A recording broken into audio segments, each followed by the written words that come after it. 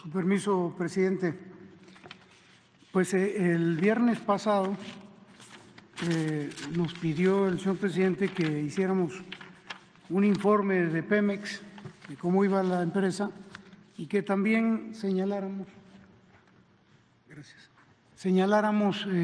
cómo se estaba combatiendo la corrupción en Petróleos Mexicanos, y dimos a conocer una serie de acciones, una serie de empresas que habían incurrido en corrupción y cómo las habíamos combatido y recuperado los recursos. Uno de esos casos fue el de la señora, en este caso no era una empresa, pero era un acto de corrupción, de la señora María Amparo Casar, porque ella ha venido cobrando desde hace más de 20 años una pensión derivada del fallecimiento de su esposo, que era empleado de Pemex, pero que murió por haberse privado de la vida.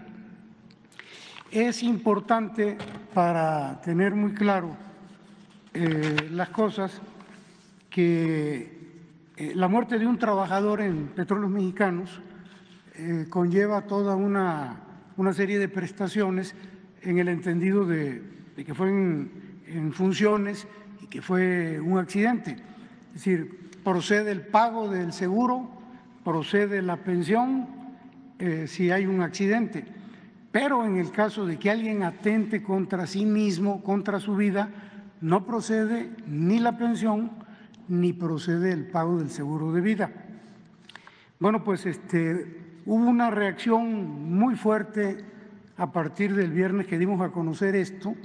Los grupos de derecha, los adversarios del régimen, se vinieron con todo y bueno, pues esto nos obliga a dar más elementos, a aclarar más cómo estuvo este asunto del fallecimiento del esposo de la señora Casar.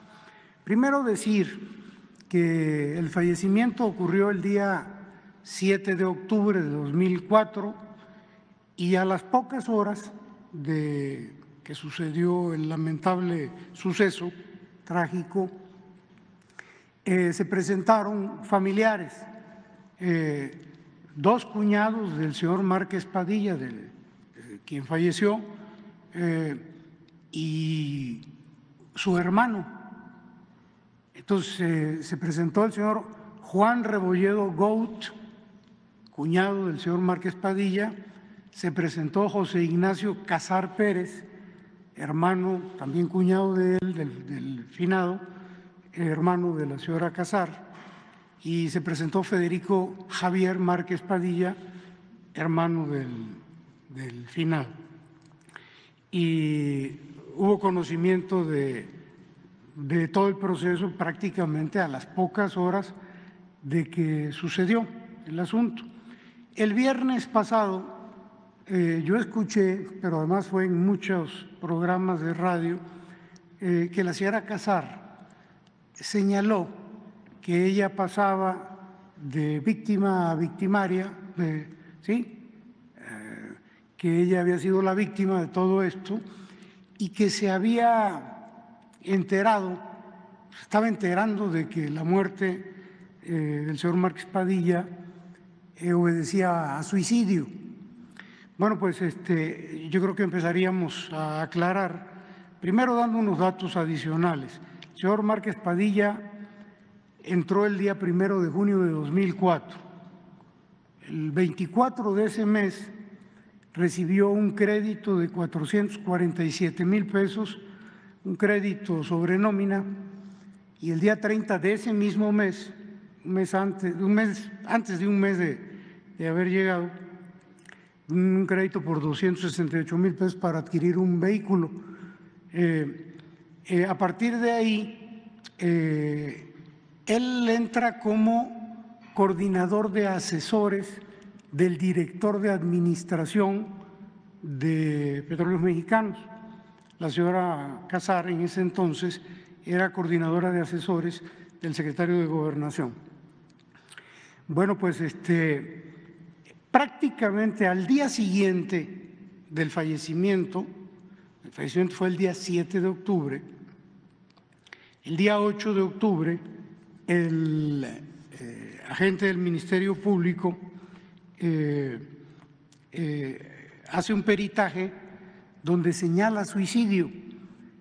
La investigación se abre por homicidio, pero ya al día siguiente ya hay evidencias del perito de que se pudo haber tratado de un suicidio. De manera que esto da pie a una investigación que se lleva aproximadamente 4 o 5 meses. Esto ocurre el 7 de octubre y en febrero ya la Fiscalía da a conocer el dictamen de cierre de ejercicio donde no hay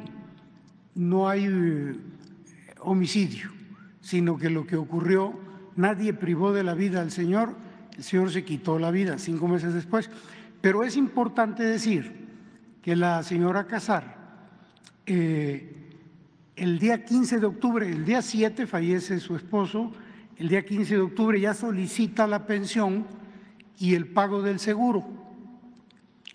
Y una cosa curiosa o poco usual, Petróleos Mexicanos, los funcionarios de aquella época, no Petróleos Mexicanos, como dice el presidente, pues no tiene la culpa Petróleos Mexicanos, los funcionarios le pagan el primer cheque de pensión ese mismo mes, el día 29 de octubre.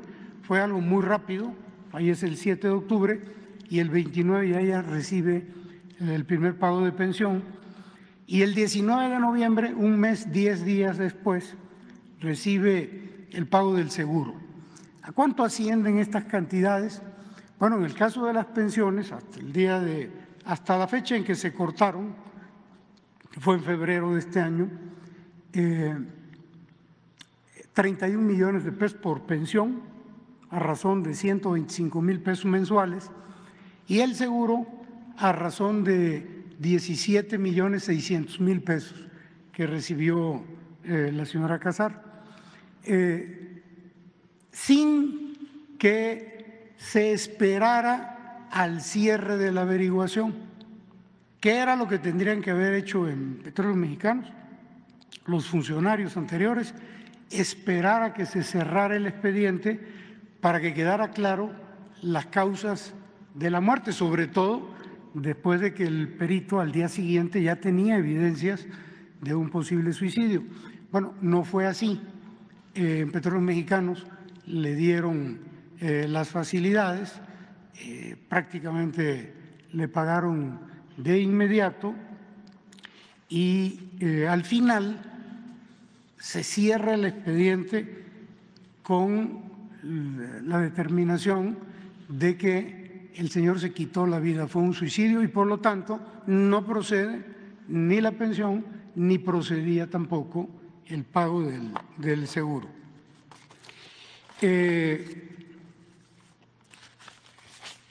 El otro dato que es importante señalar aquí es de que en esta andanada que se dio de parte de los grupos adversarios de este régimen, conservadores, fue de que se habían violado los derechos de la familia porque se habían dado a conocer. Quiero leerles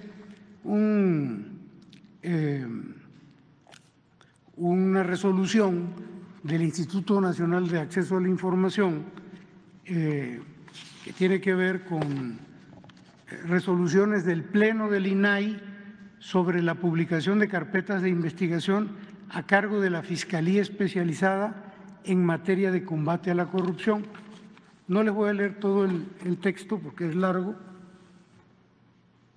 pero sí un párrafo que lo dice todo. Dice, no obstante, la mayoría del Pleno del INAI resuelve revocar la clasificación de la información con fundamento en el artículo 112, fracción 2 de la ley acceso a la información pública, y entre paréntesis dice: no puede reservarse información relacionada con actos de corrupción, se cierra el paréntesis, porque de acuerdo con información periodística o declaraciones de autoridades distintas a la ministerial, los asuntos se relacionan con actos de corrupción. De manera que la propia ley del INAI señala, el propio resolutivo del INAI del Pleno señala que no puede ser clasificada como reservada. Entonces, espero que esta información adicional que estamos dando deje claro qué fue lo que pasó. ¿Por qué consideramos esto un acto de corrupción? Porque siendo suicidio se le dio trato de accidente, y ese es el resolutivo que señala el cierre de la averiguación de la Fiscalía. Y bueno, cuando yo señalaba que pocas horas después del accidente se presentaron familiares, cuñados y hermanos del occiso, el señor Rebolledo Gout, José Ignacio Cosío Pérez y Federico Javier Márquez, bueno, en la carpeta de cierre, en la parte final, ya cuando cierran y dicen que fue suicidio, hacen un señalamiento de que hay que enviarle copia de la investigación, del cierre de la carpeta en sobre cerrado al señor Juan Rebolledo Gout, de manera que los familiares estaban enterados de qué fue lo que pasó, qué fue lo que resolvió la Fiscalía. Entonces, pues eso de que no se enteró, pues de acuerdo con los documentos que nosotros tenemos, pues no es posible. Y pues yo creo que estos datos que le estamos aportando pues van a dar un poquito más de claridad en cuanto a lo que ocurrió, lo que dijimos el día viernes pasado. Señor presidente. Bueno, ya vamos.